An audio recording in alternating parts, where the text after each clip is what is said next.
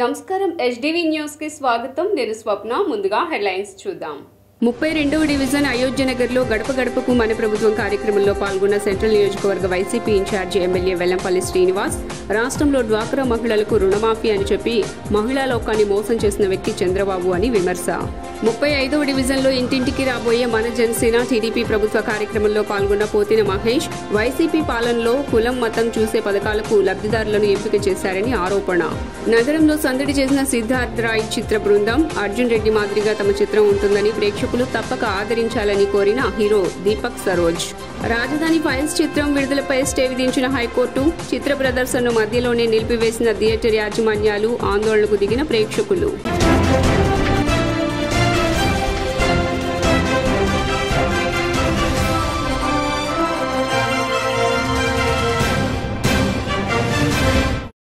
ఇక డీటెయిల్స్ చూస్తే రాష్ట్రంలో డ్వాక్రా మహిళలకు రుణమాఫీ అని చెప్పి మహిళా లోకాన్ని మోసం చేసిన వ్యక్తి చంద్రబాబు అని మాజీ మంత్రి వెల్లంపల్లి శ్రీనివాస్ విమర్శించారు.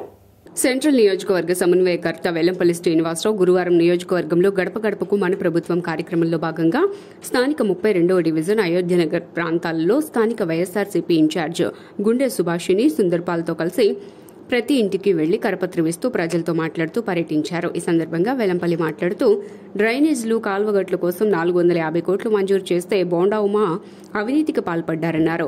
కమిషన్స్ దందాకి care of address Bonda Uma అని దుయ్యబట్టారు. చంద్రబాబు అమరావతి పేరుతో రాష్ట్రంలో రియల్ ఎస్టేట్ వ్యాపారం చేశాడన్నారు. అర్హులైన ప్రతి ఒక్కరికి సొంత ఇల్లు కళ నెరవేరుస్తామని తెలిపారు. నిర్మాణం కట్టమని చెప్పిస్తే వాటిని కమిషన్ కకృతితో దాన్ని సరిగ్గా కనీసం ఒక ప్లాన్ లేకుండా ఈ డ్రైన్స్ నిర్మించి అసలు కనీసం ఎక్కడ వాటం ఉందో ఎక్కడ ఎటెల్లాలో తెలియని పక్షంలో డ్రైన్లు నిర్మించారు. కానీ ఓన్లీ కమిషన్ కోసం కకృతులు పడి అటువంటి కకృతులు పడతారు కాబట్టి బోండోమాలు అంటూ ఇక్కడ అక్కర్లేదని చెప్పని ఇక్కడ ప్రజానికం కోరుకునేది. 450 కోట్లు సెంట్రల్ ప్రభుత్వం ఇచ్చినప్పుడు వాటిని ఒక ప్లానింగ్ ప్రకారం చక్కగా డ్రైన్లు నిర్మిస్తే కనుక ఒక సుందరమైన నగరంగా విజయవాడ నగరం రూపొందించుకునేది.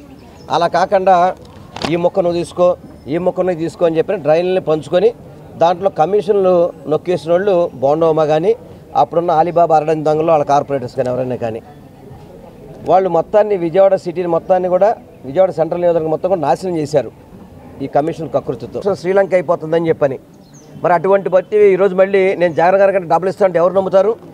నువ్వు గతంలో 2014లో అనేక హామీలు ఇచ్చావు, హామీలు నెరవేర్చావా? డోక్రా రుణమాఫీ అన్నావు, చేసావా? రైతులు రుణమాఫీ అన్నావు, చేసావా? చేయకండి ఈరోజు ఏ ముఖం పెట్టుకుని ఓట్లు అడుగుతాడా చంద్రబాబు నాయుడు ఈరోజు రాష్ట్రంలో? సిగ్గుసెర ఉండక్కల్లా. దానికి తగ్గట్టు మళ్ళీ వాళ్ళ దత్తపుత్రుడు, ఆ దత్తపుత్రుడు అంతే అతనే సంతకం పెట్టాడు. ఆ రోజు భారతీయ జనతా పార్టీ, జనసేన, తెలుగుదేశం 3 కలిపే ఆ రోజు పరిపాలన చేశాయి. ఈ ముగ్గురు కూడా ఆంధ్ర రాష్ట్రాన్ని ముంచేసిన వాళ్ళు ముగ్గురు కూడా. ఈ ముగ్గురు వివిధ ముసుగుల్లో వచ్చేటట్టుకున్నారు ఈసారి జగన్మోహన్ రెడ్డి విషయంలో. మరి వెల్లంపల్లి గారి ఆధ్వర్యంలో ఇక్కడ ప్రతి ఒక్క గడపకి వెళ్ళటం జరుగుతుంది. మరి జనమందరూ కూడా మరి వైఎస్ఆర్సీపీ పట్ల ఎంతో సంతోషం వ్యక్తం చేస్తూ ఉన్నారు. అలాగే మరి రానున్నటువంటి రోజుల్లో కూడా మరి మన జగన్ ప్రభుత్వాన్ని మీరందరూ ఆశించాలని కోరుతున్నాను. అదేవిధంగా గత ప్రభుత్వం చేసినటువంటి కార్యక్రమాలు ఏమైతే ఉన్నాయో అవన్నీ కూడా మరి జనాలకి తెలిసే విధంగా జగనన్న పరిపాలనలో పార్టీలు చూడొద్దు, కులాలు చూడొద్దు, మతాలు చూడొద్దు అనే విధంగా రంగులు కూడా చూడకుండా ప్రతి ఒక్కరు ఎవరైతే అవసరం ఉందో ఎవరికైతే పథకాలు అవసరం అనేది ప్రతి ఒక్కరికి అవసరాలు తీరుస్తూ నిత్యం డివిజన్లు అందుబాటులో ఉంటూ ఈ రోజునే 14 కోట్లతో ఈ డివిజన్ అభివృద్ధి చేయడం జరిగింది. అలాగే ఇంకా అభివృద్ధి చేయడానికి నిన్న పార్క్ వాకర్స్కి 1 కోటి రూపాయలు పెట్టి శాంక్షన్ చేసి వంతెనగాడి నుంచి దగ్గర మోసానికి, మాయకి, అక్రమాలకు, అవినీతికి care of address Jaganmohan Reddy అని పోతిన మహేష్ విమర్శించారు. ఇంటింటికి రాబోయే మన జనసేన టీడీపీ ప్రభుత్వ కార్యక్రమంలో భాగంగా 35వ డివిజన్ అధ్యక్షులు నారాయణపు స్వామి, ప్రదీప్ రాజ్ మరియు డివిజన్ కమిటీ సభ్యుల ఆధ్వర్యంలో పూర్ణానందంపేట ఆంజనేయ స్వామి గుడి వద్ద డివిజన్ పర్యటన జరిగింది. ఈ మేరకు పోతిన మహేష్ పలు ప్రాంతాల్లో పర్యటిస్తూ ప్రజలను కలుస్తూ సమస్యలను అడిగి తెలుసుకున్నారు. ఈ సందర్భంగా మహేష్ మాట్లాడుతూ ఇంటింటికి రాబోయే మన జనసేన టీడీపీ ప్రభుత్వం కార్యక్రమంలో భాగంగా 35వ డివిజన్ అధ్యక్షులు ప్రదీప్ రాజ్తో కలిసి 35వ డివిజన్లో పలు ప్రాంతాల్లో పర్యటిస్తున్నామన్నారు. తాము ప్రజల వద్దకు వెళ్తూ ఉంటే వారు మాతో అధికార పార్టీ వాళ్లు డ్వాక్రా మహిళలను ఇబ్బందులకు గురిచేస్తున్నారని మాతో చెప్పి ఆవేదన వ్యక్తం చేస్తున్నారని తెలిపారు. చేయడం అనేది చాలా దుర్మార్గమైన విషయం అని కూడా ఈ సందర్భంగా తెలియజేస్తున్నాం. వైసీపీ పార్టీగానే జగన్మోహన్ రెడ్డి గారు కానీ చెప్పేదొకటే చేసేదొకటే. ఏ రోజు మాట మీద నిలబడిన వ్యక్తి ఎవరైనా ఉన్నారంటే ఆయన జగన్మోహన్ రెడ్డి అని కూడా ఈ సందర్భంగా తెలియజేస్తున్నాం. వైసీపీ పార్టీ అంటేనే మోసానికి, మాయకి, అక్రమాలకి, అవినీతికి మొత్తానికి కలిపి వాళ్ళ పార్టీ అని, వాళ్ళదే ఒక పార్టీ అని ప్రజలైతే ఈ రోజున ప్రతి ఒక్కరు కూడా మాట్లాడుతూ ఉన్నారు. ఈ పాలనలో ప్రజలు అనేక ఇబ్బందులు పడుతూ ఉన్నారు. అనేక కష్టానికి ఎందుకు అనుమతి ఇవ్వాల? ఇది రాజకీయ కక్ష కాదా? ఇది మొదటిసారంటే అనుకోవచ్చు. గరికపాడు చూసాం, నోవాటెల్లో చూసాం, రాజధాని అమరావతిలో చూసాం, బెంగంపేటలో చూసాం. ఎందుకు పవన్ కళ్యాణ్ గారిని కావాలనే రాజకీయ దురుద్దేశంతో, రాజకీయ కుట్రతో అనుమతులు రద్దు చేస్తూ ఉన్నారు? ప్రజల్లో పవన్ కళ్యాణ్ గారికి అనూహ్యమైనటువంటి మద్దతు వచ్చింది. వారాహి యాత్రకి ప్రజలు నీరాజనం పట్టారు. ఆవిర్భావ సభలకి లక్షలాది మంది మహిళలు తరలి వచ్చారు. ఇవన్నీ ఇంటెలిజెన్స్ రిపోర్ట్లో తెలిసే పవన్ కళ్యాణ్ గారి పర్యటనలకు అడ్డు తగులుతూ ఉన్నారు. ఇది ప్రజాస్వామ్యంలో అంత మంచి పద్ధతి కాదు. సిద్ధంగా ఉన్నామని వాళ్ళకి భరోసా కల్పించడానికి మేము సిద్ధంగా ఉన్నాము. ఈ డివిజన్లో ఏంటంటే మనకి మ్యాక్సిమం పూర్ణానందంపేట అంతా మనకి ఎక్కువ ఓటింగ్ ఉంటుంది, అంటే పాజిటివ్ ఓటింగ్. సో ఆ పాజిటివ్ ఓటింగ్ని మేము ముందుకు తీసుకెళ్ళడానికి ఈరోజే ప్రారంభించాము. దగ్గర ఒక 1 month అవుతుంది అన్నయ్య వచ్చి ఇక్కడికి. సో ఈ రోజు నుంచి మళ్ళీ డివిజన్ పర్యటన మొదలుపెట్టాము. అలాగే బేసిక్గా విజయవాడలో సిద్ధార్థ్ రాయ్ సినిమా చిత్ర బృందం సందడి చేసింది. ఫిబ్రవరి 23వ తేదీన సినిమా విడుదల కానున్న నేపథ్యంలో చిత్ర ప్రమోషన్లో భాగంగా నగరానికి వచ్చారు. ఈ సందర్భంగా మీడియాతో మాట్లాడుతూ అన్ని వర్గాల ప్రేక్షకులు మెచ్చే విధంగా సినిమా ఉంటుందని హీరో దీపక్ సరోజ్ తెలిపారు. విజయవాడ బెన్ సర్కిల్ సమీపంలోని జేడీ ఫ్యాషన్స్ ఇన్స్టిట్యూట్ కాలేజ్లో సిద్ధార్థ రాయ్ సినిమా యూనిట్ సందడి చేసింది. ఈ సందర్భంగా ఏర్పాటు చేసిన మీడియా సమావేశంలో హీరో దీపక్ సరోజ్, హీరోయిన్ తన్వి నేగి మాట్లాడుతూ యూత్ కు మెచ్చే విధంగా సినిమా ఉంటుందని తెలిపారు. దర్శకుడు యశస్వి సినిమాను అద్భుతంగా తీశారని తెలియజేశారు. 23rd we are releasing our cinema. ఇది మంచి యూత్ఫుల్ ఎంటర్టైనర్. ప్రతి ఒక్క యూత్కి we all have love stories bro. కొంతమంది వెరీ ఫ్రెండ్లీ లవ్ స్టోరీస్లో ఉంటారు, హ్యాపీ లవ్ స్టోరీస్లో ఉంటారు, టాక్సిక్ రిలేషన్షిప్స్లో ఉంటారు. But relationship is something we cannot leave. ఈ సినిమాలో there is a beautiful love story. And apart from that Siddharth Roy ఒక మనిషి పుట్టుక నుంచి చచ్చిపోయేదాకా ఏ ట్రాన్సెండెంటల్ లైఫ్లో ఉంటారో అదంతా ఈ సినిమాలో ఉంటుంది. దెర్ ఇస్ అ లాట్, కూర్చున్న ప్రతి ఒక్కరికి there is a lot of relatability. నాన్నోయ్ మీ ఫోటో స్కూల్ బెంచ్ లాగా గట్టిగా ఉందని చిన్నప్పుడు మీరు చూశారు. తర్వాత జయ బాలయ్య లెజెండ్ సినిమాలో నేను బాలకృష్ణ గారు చిన్నప్పుడు క్యారెక్టర్ చేశాను. అది నా అదృష్టం. ఈ చెరిష్ ఎప్పటికీ బోయపాటి గారు నాకు ఆ క్యారెక్టర్ ఇచ్చారు. అండ్ నౌ ఈ సినిమాతో వస్తున్నాను. మీరందరూ సపోర్ట్ చేయాలని మనస్ఫూర్తిగా కోరుకుంటున్నాను. And we are here from the Siddharth Roy team. I am playing Indu. I'm the heroine in the movie. And she's Kirtana. She's also playing a very important character in our movie. So I would just like to say, if you have watched the trailer and you loved the trailer, so of course you will be watching it on 23rd February. But if you're judging the trailer just by the boldness and the action and you're comparing it to Arjun Reddy, you should please. అన్ని emotions ఉంటాయండి. It's complete love, emotional, ఇంకా కొంచెం drama, కొంచెం action అన్నీ ఉంటాయి. Perfect మూవీలో ఏమేం కావాలో అన్నీ ఉన్నాయి దీంట్లో. ఇట్స్ నాట్ ఓన్లీ బోల్డ్నెస్ ఉంది అది ఇది అని కాదు. ఒక హ్యూమన్కి ఒక మంచి మెసేజ్ వస్తుంది చూసిన వాళ్ళకి. It's completely different. చూసి ఖచ్చితంగా మీ అందరికీ నచ్చుతుంది అనుకుంటున్నాము. అండ్ ప్లీజ్ దయచేసి చూడండి. నెగిటివ్ లా కనిపిస్తున్నానా? లేదండి. కాలేజ్లో I'm playing an important role సిద్ధార్థ్కి. It's important. రాజధాని ఫైల్స్ సినిమాపై ఏపీ హైకోర్టు కీలక ఉత్తర్వులు జారీ చేసింది. Rajadhani files cinema AP CM YS Jaganmohan Reddy ప్రతిష్టను దిగజార్చేలా ఉందని వైసీపీ రాష్ట్ర ప్రధాన కార్యదర్శి లేళ్ల ఆపిరెడ్డి హైకోర్టులో పిటిషన్ దాఖలు చేశారు. మాజీ మంత్రి కొడాలి నాని సహా మరికొన్ని పాత్రల్ని అనుచితంగా చిత్రీకరించారంటూ పిటిషన్లో పేర్కొన్నారు. ఈ సినిమా విడుదల ఆపేలా మధ్యంతర ఉత్తర్వులు ఇవ్వాలని హైకోర్టును కోరారు. దీనిపై విచారణ చేపట్టిన కోర్టు రేపటి వరకు సినిమా ప్రదర్శనను నిలిపివేయాలని ఆదేశించింది. ఆంధ్రప్రదేశ్ రాజధాని నేపథ్యంలో రాజధాని ఫైల్స్ చిత్రాన్ని భానుప్రకాష్ తెరకెక్కించగా కంఠంనేని రవిశంకర్ నిర్మించారు. ఈ చిత్రంలో వినోద్ కుమార్, వాణి విశ్వనాథ్ నటించారు. మణిశర్మ అద్భుతమైన సంగీతం అందించారు.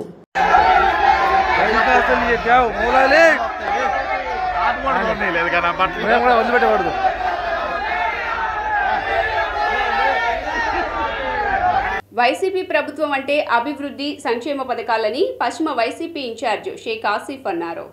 పశ్చిమ నియోజకవర్గం 38వ డివిజన్ కార్పొరేటర్ షేక్ రహమతున్నిసా హయత్ బాయ్ ఆధ్వర్యంలో రావిచెట్టు సెంటర్ నుండి గడప గడపకు మన ప్రభుత్వం కార్యక్రమం జరిగింది. ఈ కార్యక్రమంలో మేయర్ ఆయన భాగ్యలక్ష్మితో కలిసి పశ్చిమ నియోజకవర్గ వైసీపీ ఇన్ఛార్జ్ షేక్ ఆసిఫ్ ప్రతి గడపకు తిరుగుతూ స్థానికుల నుండి సమస్యలను అడిగి తెలుసుకోవడంతో పాటు ప్రభుత్వం నుండి అందుతున్న సంక్షేమ లబ్ధిని వివరించారు. ఈ సందర్భంగా ఆయన మాట్లాడుతూ కొండ ప్రాంతాల్లో పర్యటించడం జరిగిందని, తన దృష్టికి వచ్చిన ప్రతి సమస్యను వెంటనే పరిష్కరిస్తున్నారని స్పష్టం చేశారు. తమ పాలన పట్ల ప్రజలు ఎంతగానో ఆనందం వ్యక్తం చేస్తున్నారని తెలియజేశారు. అక్కడ ఇమీడియట్గా ఇల్లు నిర్మించాలి, పేదలందరికీ ఇల్లు ఇవ్వాలి అని చెప్పంగానే మళ్ళీ కోర్టులో వేసినారు. ఇలా పేదలకు మంచి చేసేవాళ్ళు రేపు పొద్దున్న ఇళ్ళు వస్తే మళ్ళీ బకాసురులా తయారవుతారు. ఒక పనికిమాలిన కొడుకుని సీఎం చేయాలన్నదే చంద్రబాబు నాయుడు లక్ష్యం. ఆయన అదే లక్ష్యం మీద వస్తున్నాడు. ఆయన ఎక్స్పైరీ డేట్ దగ్గరగా ఉన్నాడు కాబట్టి కొడుకు ఒక నిరుద్యోగ భృతి అన్నది కల్పించాలి. ఆ నిరుద్యోగం ఎలా కల్పించాలంటే ఆంధ్రప్రదేశ్ని సీఎం చేసేయాల. ఆయన వయసున్న పవన్ కళ్యాణ్ ఆయన బాధ ఏంటి, నా వయసు ఉంది, నేను గెలవలేకపోయాను, ఆయన 150 సీట్లను కొట్టేసుకున్నారు, అరే అంత పేరు ఆయనకి ఎలా వచ్చేస్తే ఎలాగా అన్న ఉద్దేశంతో ఏ పొద్దు జగన్మోహన్ రెడ్డి గారిని కిందకి దించాలనే ఉద్దేశమే కానీ ఆయన సీఎం అవ్వాలని ఆయన కోరుకుండదు. ఆయన వెనకాతల ఉన్న వాళ్ళకు కూడా కనీసం 4 ఏళ్ల పాలన చేసిన మాజీ ముఖ్యమంత్రి చంద్రబాబు నాయుడు ఏమాత్రం అభివృద్ధి చేశాడు? వాళ్ళ కొడుక్కి జాబ్ ఇప్పించుకున్నాడు, వాళ్ళ కొడుక్కి ఎమ్మెల్సీ ఇప్పించుకున్నాడు, వాళ్ళ మంత్రుల్ని బాగు చేసుకున్నాడు, కోటాది కోట్ల రూపాయలు దండుకున్నారు, వాళ్ళ జేబులు నింపుకున్నారు. ఏదైతే రాజధానిలో దోచుకోండి దాచుకోండి దాని పేదలకి రైతులకు మోసం చేశారు, పేదలకు మోసం చేశారు. అందరినీ ఓటు బ్యాంకింగ్ కింద వాడుకొని వెళ్ళి హైదరాబాద్లో కరోనా కష్టకాలంలో తలదాచుకునే వాళ్ళు మాకు ఇంతకంటే మంచి పథకాలు ఇస్తారా? మేము పథకాలు ఇస్తుంటే శ్రీలంక చేస్తున్నాం అన్నారు. మళ్ళీ వాళ్ళు ఏంటి న్యూజిలాండ్ చేస్తారా?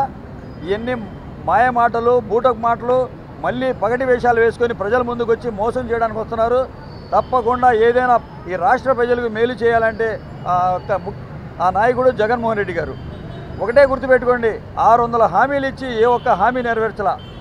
4.5 సంవత్సరాల్లో 90 ఎమ్మెల్యేగా ఆసిఫ్ గారిని ఈరోజు ఎమ్మెల్యేగా ఓట్లేయమని అడగడానికి మా డివిజన్ అంతా తిరిగామండి. జగన్ గారి పథకాలన్నీ బాగున్నాయి అని చెప్పి ఆసిఫ్ గారికి ఎక్కువ మెజార్టీతో మేము గెలిపించుకుంటామని చెప్పి హామీ ఇవ్వడం జరిగింది. చిన్న ఏమన్నా పొరపాట్లు ఉంటే, చిన్న డ్యామేజ్లు ఉంటే అవన్నీ మేయర్ గారి ద్వారా వాళ్ళకి హామీ ఇవ్వడం జరిగింది. ప్రజలందరూ నవరత్నాల పథకాలు చాలా బాగున్నాయి, అందరికీ అన్ని పథకాలు వచ్చినాయి అని అందరూ. ఈ నెల 17వ తేదీన మెస్సియా ఫెలోషిప్ చర్చ్ ఆధ్వర్యంలో నిర్వహించే వైద్య శిబిరాన్ని నగర ప్రజలు సద్వినియోగం చేసుకోవాలని మందిర చైర్మన్ సజ్జా రత్నకుమార్ తెలిపారు.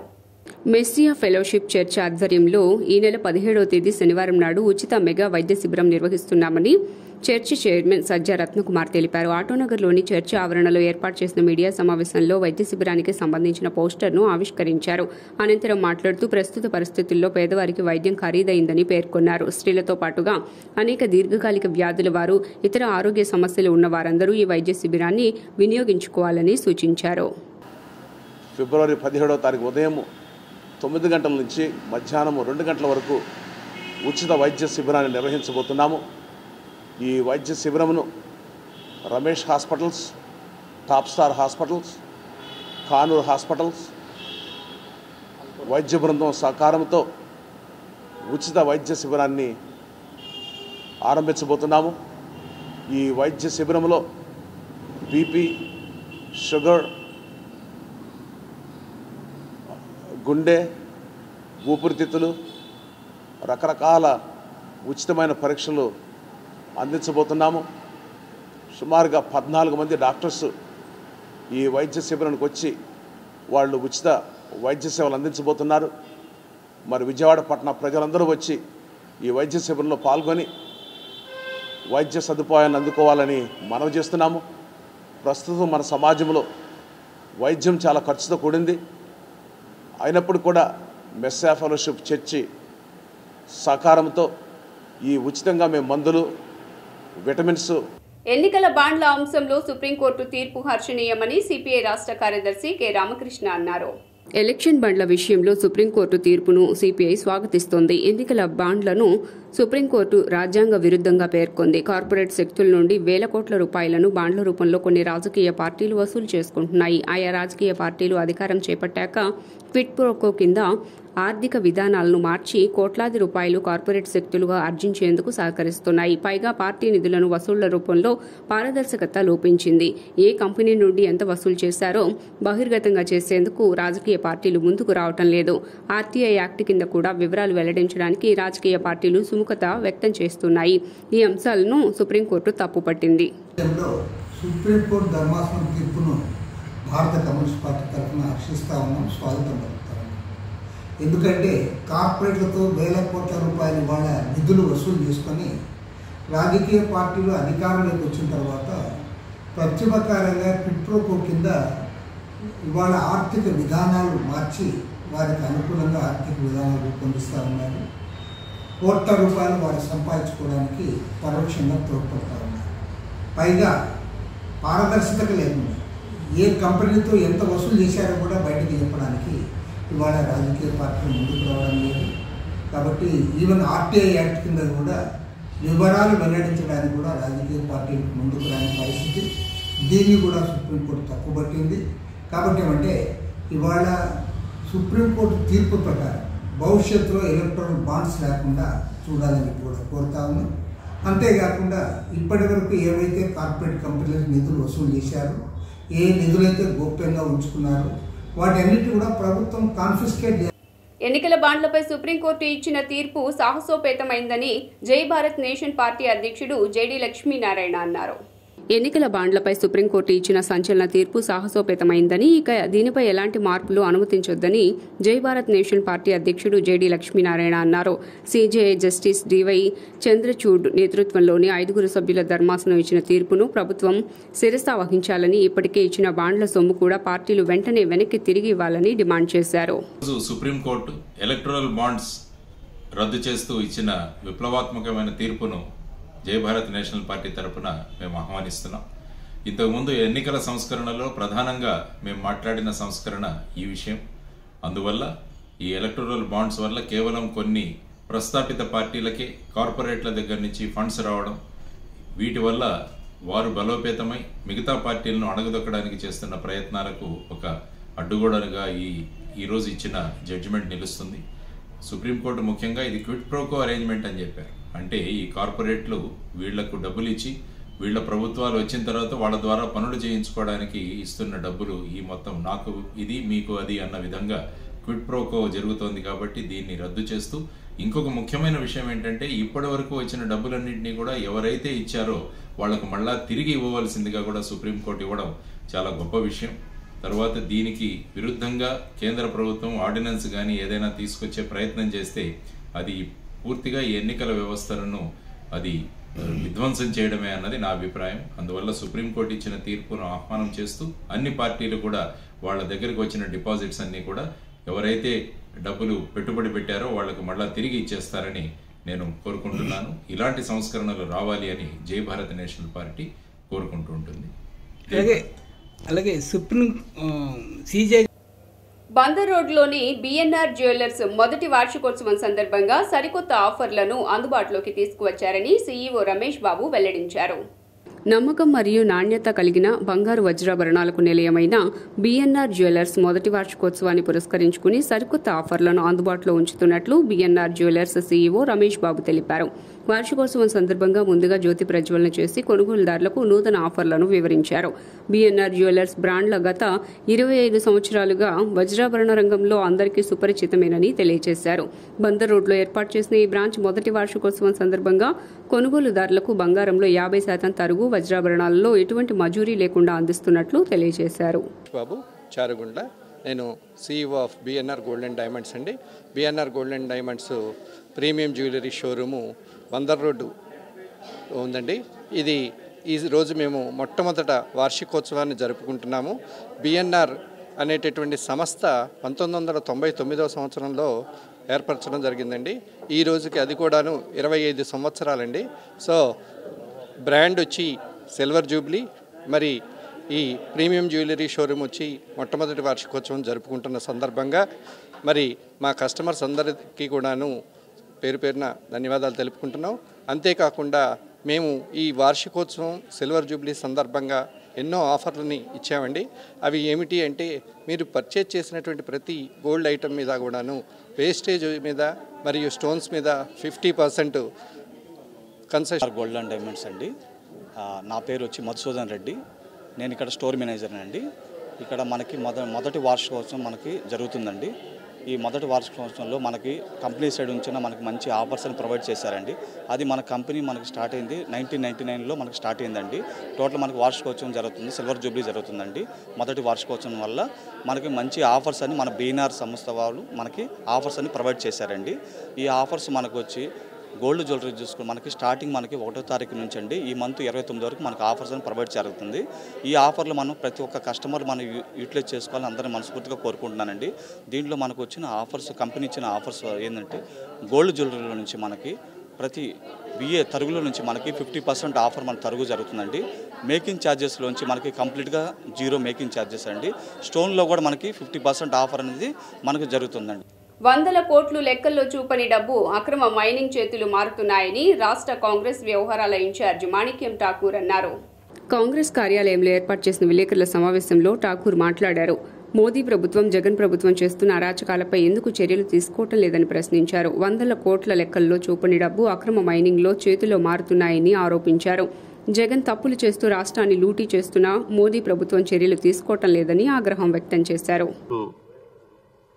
Hundreds of crores illegally, cash, there is no accounted money onto it, there is no revenue, very less revenue is shown to the Andhra Pradesh government, and with that comparatively they makes money of more than 50 times more than the legal money what they are showing to the government of Andhra Pradesh. It shows that Jagan government is making a mistake, and Modi government knows that Jagan is making a mistake and looting the state of Andhra Pradesh, but they are not ready to act. It shows that Modi and Jagan are in hand in glove. They are not ready to act. Modi government is not ready to act on Jagan on the illegal sand mining. We demand that the illegal sand mining issue should be taken seriously, and Congress party will take it further to the next level on this issue and demand that Modi government act on it, or we will approach the courts, be party to that issue on sand mining. Rayalaseema బాగుండాలంటే తిరుపతి రాజధానిగా చేయాలని మాజీ మంత్రి Chintamohan demand చేశారు. Press క్లబ్లో నిర్వహించిన media సమావేశంలో ఆయన మాట్లాడారు. బ్రహ్మం గారు రాసిన కాలజ్ఞానంలో తిరుపతి రాజధాని అని చెప్పారని గుర్తు చేశారు. మద్రాసు నుంచి విడిపోయినప్పుడు కర్నూలు రాజధాని చేశారని, తర్వాత హైదరాబాద్, ఇప్పుడు తుళ్లూరు రాజధాని చేశారని అన్నారు. అదే తిరుపతి అంటే అందరికీ ఆమోదమని, దానికి అనువుగా 1,00,000 ఎకరాల దాకా ప్రభుత్వ భూమి ఉందని తెలిపారు. స్వార్థ రాజకీయాల కోసం జగన్ 3 రాజధానులు అంటున్నారని మండిపడ్డారు. బ్రహ్మం గారి కాలజ్ఞానంలో అన్నీ జరిగాయి కదా, ఇది కూడా జరగాలని ఆయన ఆకాంక్షించారు. ప్రత్యేక హోదాతో పాటు ఉమ్మడి రాజధానికి ఇచ్చినటువంటి కాల పరిమితి కూడా మార్చి 1వ తేదీకి, అంటే ఒక దశాబ్ద కాల పరిమితి కూడా పూర్తి కావస్తూ ఉంది. ఒక 10 రోజుల్లో అది కూడా పూర్తవుతుంది. అపాయింటెడ్ డే నుంచి మార్చి 1, 2014 నుంచి మార్చి 1, 2024 వరకు హైదరాబాదు 2 తెలుగు రాష్ట్రాలకు ఉమ్మడి రాజధానిగా చట్టంలో ప్రకటించడం జరిగింది. అది కూడా పూర్తి కావస్తూ ఉంది. విభజన హామీలు అమలు జరగలేదు. ప్రత్యేక హోదాను గురించి కూడా ఎవరూ పట్టించుకోవటం లేదు.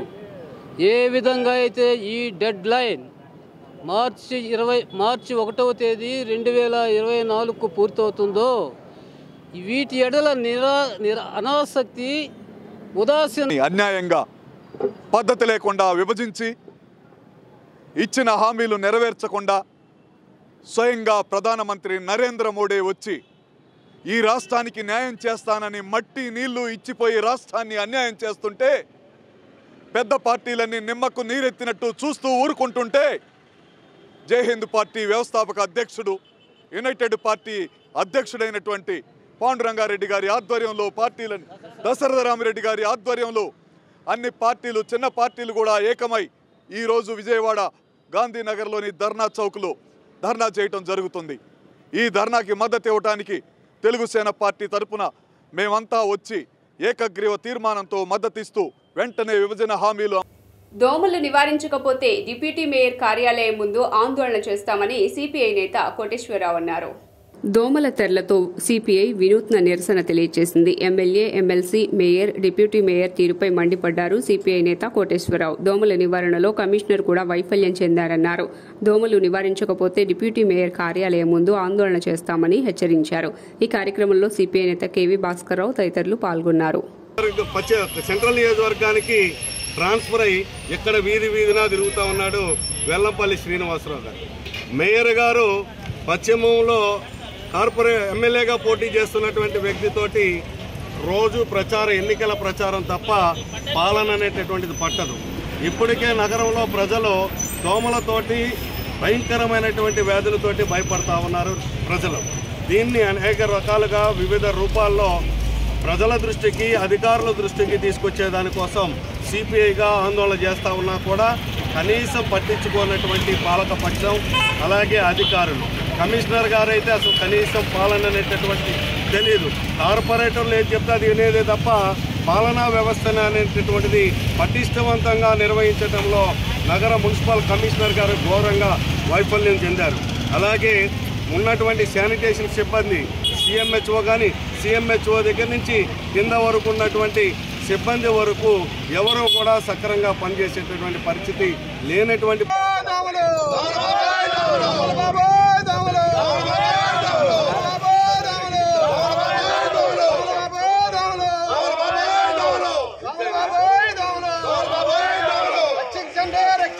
వార్తలు ముగించే ముందు హెడ్లైన్స్ మరోసారి. 32వ డివిజన్ అయోధ్యనగర్లో గడప గడపకు మన ప్రభుత్వం కార్యక్రమంలో పాల్గొన్న సెంట్రల్ నియోజకవర్గ వైసీపీ ఇన్ఛార్జి ఎమ్మెల్యే వెల్లంపల్లి శ్రీనివాస్. రాష్ట్రంలో డ్వాక్రా మహిళలకు రుణమాఫీ అని చెప్పి మహిళా లోకాన్ని మోసం చేసిన వ్యక్తి చంద్రబాబు అని విమర్శ. 35వ డివిజన్లో ఇంటింటికి రాబోయే మన జనసేన టీడీపీ ప్రభుత్వ కార్యక్రమంలో పాల్గొన్న పోతిన మహేష్. వైసీపీ పాలనలో కులం, మతం చూసే పథకాలకు లబ్ధిదారులను ఎంపిక చేశారని ఆరోపణ. నగరంలో సందడి చేసిన సిద్ధార్థ్ రాయ్ చిత్ర బృందం. అర్జున్ రెడ్డి మాదిరిగా తమ చిత్రం ఉంటుందని ప్రేక్షకులు తప్పక ఆదరించాలని కోరిన హీరో దీపక్ సరోజ్. రాజధాని ఫైల్స్ చిత్రం విడుదలపై స్టే విధించిన హైకోర్టు. చిత్ర ప్రదర్శనను మధ్యలోనే నిలిపివేసిన థియేటర్ యాజమాన్యాలు. ఆందోళనకు దిగిన ప్రేక్షకులు. HDV న్యూస్ ఇంతటితో సమాప్తం. తిరిగి వార్తల్లో మళ్ళీ కలుద్దాం. అంతవరకు సెలవు. నమస్కారం.